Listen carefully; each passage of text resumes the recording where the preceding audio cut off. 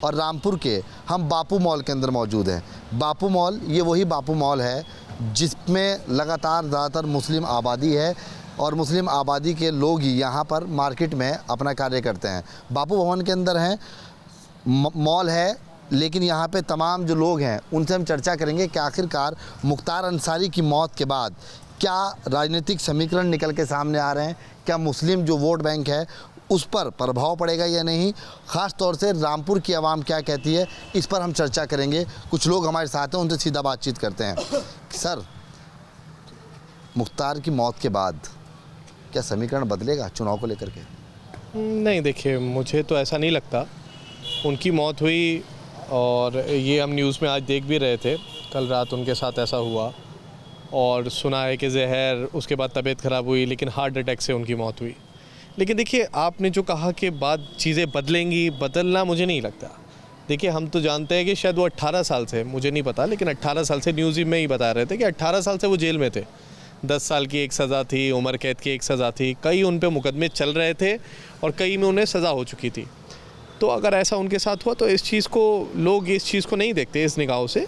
भाई, अगर कोई अपराधी है और कोर्ट ने उसे सिद्ध करा है तो उसमें किसी चीज़ से कोई बदलाव नहीं आता है। कोई अच्छा व्यक्ति के साथ कुछ हो जाए तो ज़रूर जनता पे फ़र्क पड़ता है, लेकिन अगर कोई अपराधी है तो मुझे नहीं लगता इससे कोई फ़र्क पड़ेगा।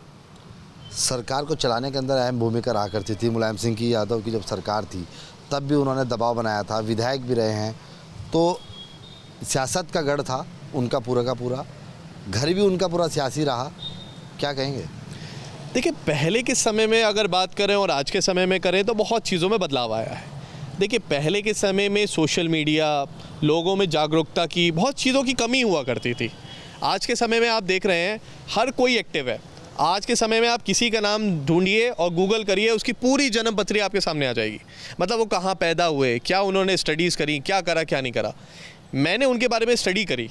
आप एक बात बताइए कि ऐसा व्यक्ति जो कोर्ट में खड़े होके उसी ज़िले के कप्तान पे फायरिंग कर दे, ऐसा व्यक्ति जो मौजूदा एक विधायक को 500 राउंड गोलियां चला के मार दे, 5-7 लोगों की हत्याएं, कितने अनगिनत केस, मतलब मैं देख के हैरान हूँ कि क्या आज के समय में ऐसा पॉसिबल है? कोई व्यक्ति कर सकता है क्या? नहीं, हमें नहीं लगता। देखिए, ये समय बदलता है, चीज़ें बदलती हैं। आज समय बदला है, वो कहाँ है ये आपके सामने है। भाई, वो बेहतर जाने, शायद उसकी अदालत ने भी कुछ फैसला करा तो ये हुआ। माफिया वाली जो खोट थी वो ख़त्म हुई? बिल्कुल ख़त्म हो गई साहब। जब से योगी जी की सरकार बनी, उत्तर प्रदेश से माफिया राज ख़त्म हो गया, एक आम जनता का राज हो गया। पूरी तरीके से हर आदमी सुरक्षित है, महिलाएं से लेकर हर आदमी बिल्कुल हर तरीके से सुरक्षित है और योगी जी पे पूरा भरोसा करती है उत्तर प्रदेश की जनता। योगी का ईमानदार ये प्रयत्न आपको देखने को मिला? बिल्कुल मिला साहब। उनकी ईमानदारी की तो बात जनता भी कह सकती है कि उन्होंने कोई बगैर भेदभाव काम करा है। जो भी स्कीमें सरकार द्वारा आ रही हैं जनता के लिए, वो डायरेक्ट उन्हें मिल रही हैं, चाहे उसमें आवास हो, इलाज हो, शिक्षा हो, वैक्सीनेशन हो, ऐसी अन्य योजनाएं चल रही हैं, सब में बिना भेदभाव काम हो रहा है। बिल्कुल ईमानदारी से काम कर रहे हैं योगी जी। कुछ और लोगों उनसे बातचीत करने का प्रयास करते हैं। मुस्लिम वोट पर सियासत, मुख्तार की मौत पर। देखें, पहले तो हम लोग मुख्तार को जानते ही नहीं हैं। हम जानते थे ब्रिगेडियर उस्मान को, हम जानते थे जो स्वतंत्रता संग्राम सेनानी अंसारी थे, और हम हामिद अंसारी को भी जानते थे। इस मुख्तार को हम नहीं जानते थे। और मुख्तार पे बस मुसलमान इतना ही कहेंगे कि इन्नल्लाह व इन्ना इलैहि राजिऊन। अगर उन्होंने गुनाह किए तो सरकार ने उनको सज़ा दी और अल्लाह उनके गुनाहों की मग़फ़िरत करे। और इस पर मुसलमान जो हैं वो कोई ना तो भ्रमित हैं ना राजनीति करेंगे, क्योंकि मौत और ज़िंदगी का अख्तियार अल्लाह को है। अब आरोप आप लगा देते हैं कि हार्ट अटैक से मरे, आप आरोप लगा देते हैं कि पेट में दर्द से मरे, क्योंकि अल्लाह खुद डायरेक्टली ज़िम्मेदारी किसी चीज़ की नहीं लेता।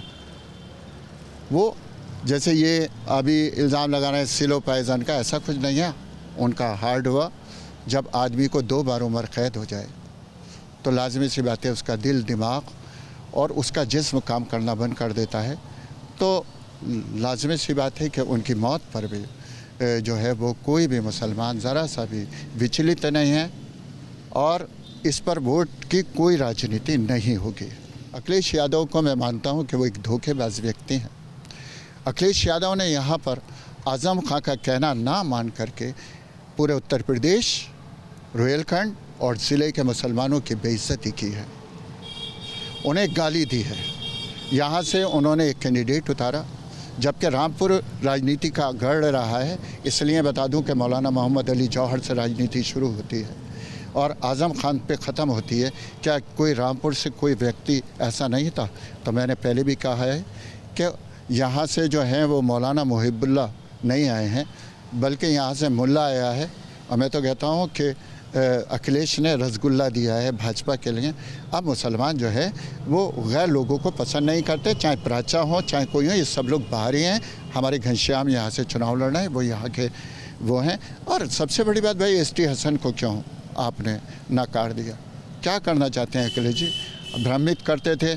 आज मैं मीडिया आपका बहुत शुक्रगुजार हूँ कि आपने दूध का दूध पानी का पानी किया और मुसलमान जो भ्रमित होते थे उनको भ्रम से बचाया कि ये आपके साथी हैं। जो आज़म खां का साथी नहीं हो सकता मुसलमानों, ये अखिलेश पूरे उत्तर प्रदेश में आपका भी साथी नहीं हो सकता। अब न्याय करो, अगर रहना है तो हिंदुओं में अगर हिंदू चुनना है तो फिर अच्छा हिंदू चुनो, अखिलेश या मोदी, जिनने सर पे छत दी है, आपको इज्जत दी है, सम्मान दिया है और जो भी योजनाएं दी हैं उनका भरपूर लाभ आप ले रहे हैं। क्योंकि देखिए उत्तर प्रदेश के अंदर माफिया राज बिल्कुल ख़त्म हुआ, इस पर क्या कहेंगे? और मुख्तार अंसारी की मौत के बाद जो सियासती रंग दिया जा रहा है उसको क्या कहोगे? देखिए, सबसे बड़ी बात है, जिसका भी मुस्लिम समाज में जिसका भी टाइम आ जाता है वो उसको उसी टाइम ना है। ये तो उनका स्वास्थ्य ठीक नहीं था, ये तो विकल्प को चाहिए सिर्फ यही बातें करना। इससे पहले भी गठबंधन हुआ था, आपने देखा होगा क्या हालत हुई थी। अब भी आप देखेंगे, क्योंकि माननीय प्रधानमंत्री जी फिर रिपीट हो रहे हैं, तीसरी बार फिर मोदी जी आएंगे और क्या कहते हैं, यहाँ से घनश्याम लोधी जी जीतेंगे। एक बात बताइए, बिना डरे हुए इस बार वोट करेंगे? क्योंकि मुख्तार अंसारी जैसा व्यक्ति जो लगातार दबाव बनाता था, माफियागिरी करता था, गुंडागर्दी करता था, ख़त्म हो गया। यूपी के अंदर में जो योगी ने कहा ईमानदारी के साथ पूरा प्रयत्न किया। देखिए साहब, परिवर्तन तो इस बार बहुत बड़ा होने वाला है, क्योंकि शायद भाजपा इतना बड़ा यहाँ से परचम लहराने वाली है।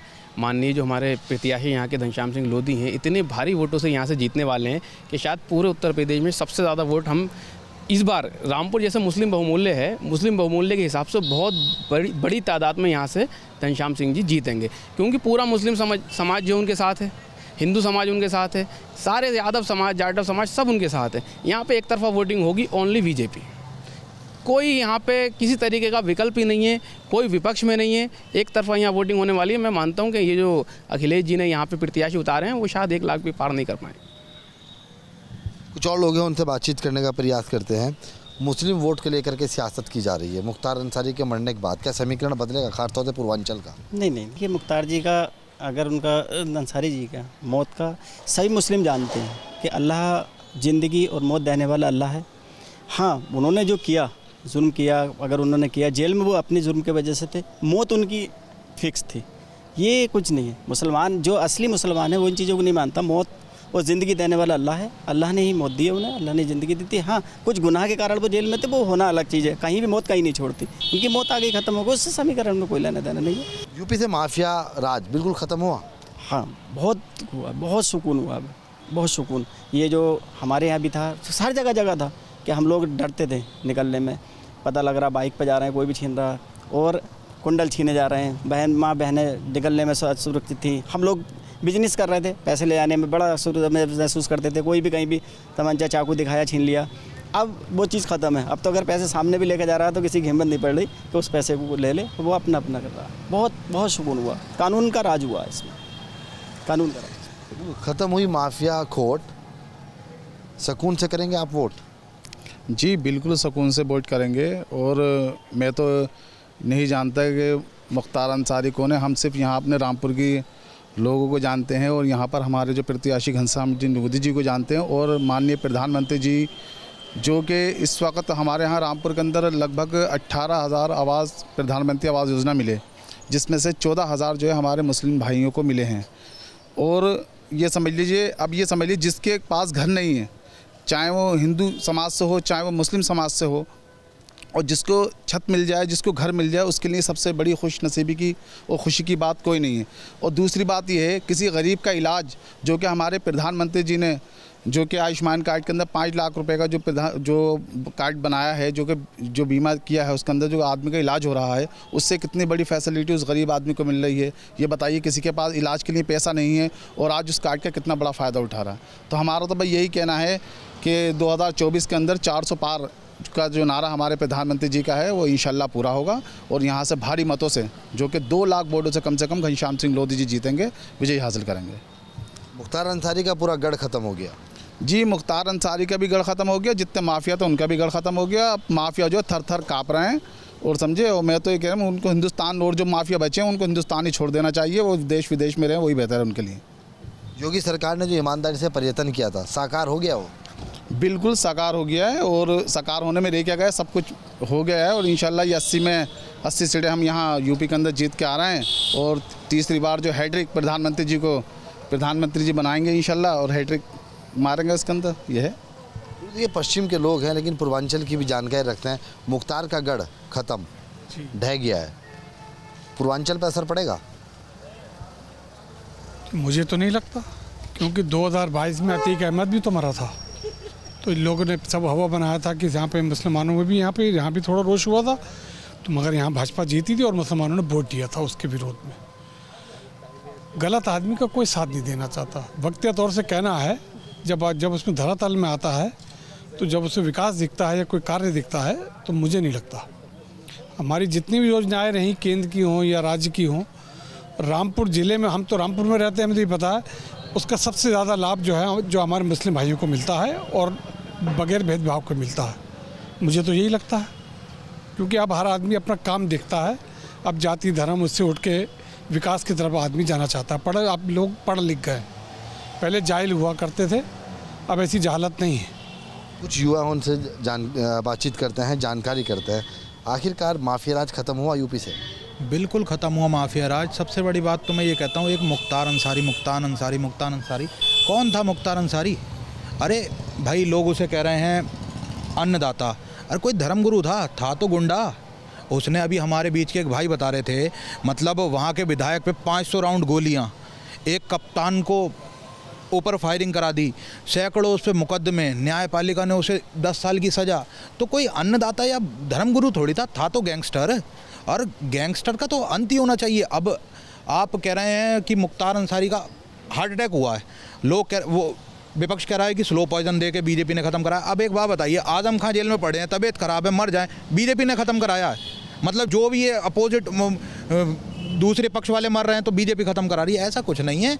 गैंगस्टर राज साफ होना चाहिए और बीजेपी ने बहुत बढ़िया से, जो भी गैंगस्टर है, विकास दुबे हो, ये नहीं कि मुसलमान, विकास दुबे का भी तो एनकाउंटर हुआ था।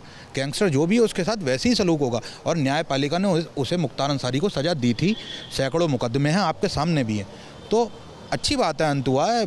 ऐसा है, न्यायपालिका से पहले ऊपर वाले ने सज़ा दे दी।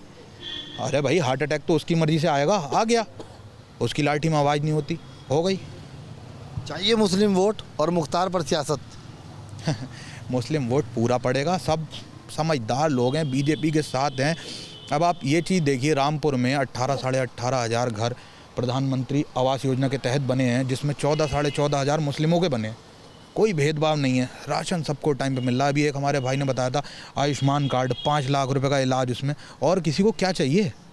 किसी पे इलाज के लिए पैसे नहीं है, अब वो जा रहा है, अपना कार्ड जमा करा रहा है, इलाज हो रहा है, घर पे आपके छत नहीं है, सिर पे छत आ गई, और क्या चाहिए? राशन मिल रहा है आपको, तो क्यों बंदा इधर उधर जाएगा विपक्ष में? समझदार लोग हो गए हैं। अब ये थोड़ी है कि मतलब गुंडा राज है, ये है वो है। बिल्कुल बीजेपी जीतेगी और 100% बीजेपी जीतेगी। प्रधानमंत्री जी का जो 400 पार का नारा पूरा होगा और 400 पार ही आएगी और प्रधानमंत्री जी हमारे नरेंद्र मोदी जी ही बनेंगे। देखिए, कुछ और लोगों से जानकारी करने का प्रयास करता है कि आखिरकार वो क्या सोचते हैं। मुख्तार का पूरा गढ़ पाजी ढह गया है जी, क्या कहेंगे पूरी पूर्वांचल की सियासत पे, किस नज़र से देख रहे हैं आप? देखिए, गढ़ किसी का नहीं होता, पहले तो मैं क्लियर करूँगा, गढ़ किसी का नहीं होता। ये वक्त की बात होती है। वक्त के हिसाब से कुछ लोग नेगेटिव चीज़ों को एक्सेप्ट कर लेते हैं और उन्हें अपना नेता मान लेते हैं या फिर माफिया मान लेते हैं। तो इसके तहत कुछ लोगों ने उन्हें एक्सेप्ट किया हुआ था वहाँ पर। ऐसा आदमी क्या गढ़ बनाएगा अपना? जो लोग एक IPS और IAS अधिकारी जो हमारे सर्वप्रथम माने जाते हैं हमारे देश में, जो हर एक डिस्ट्रिक्ट को रिप्रेजेंट करते हैं और हमारी कानून व्यवस्था देखते हैं, उन लोगों, अगर वही लोग सेफ नहीं थे उनके सामने, तो आम जनता क्या हाल होता होगा ये आप भली भांति जानते हैं। और जहाँ तक कि और लोगों के द्वारा पता चला है कि वहाँ पे लगभग 5 से 7 मर्डर जिसके मुकदमे उनके ऊपर चल रहे थे। तो ऐसे आदमी का ना तो कोई शोक होना चाहिए और ना कोई दुख होना चाहिए। योगी सरकार के द्वारा जो काम हुए और माफियाओं को जो मिट्टी में मिलाने का काम योगी सरकार के द्वारा किया गया है, उसकी सभी लोग सराहना करते हुए नजर आ रहे हैं। वीडियो जर्नलिस्ट संदीप लोहिया के साथ सैयद उवास अली, न्यूज़ स्टेट, रामपुर।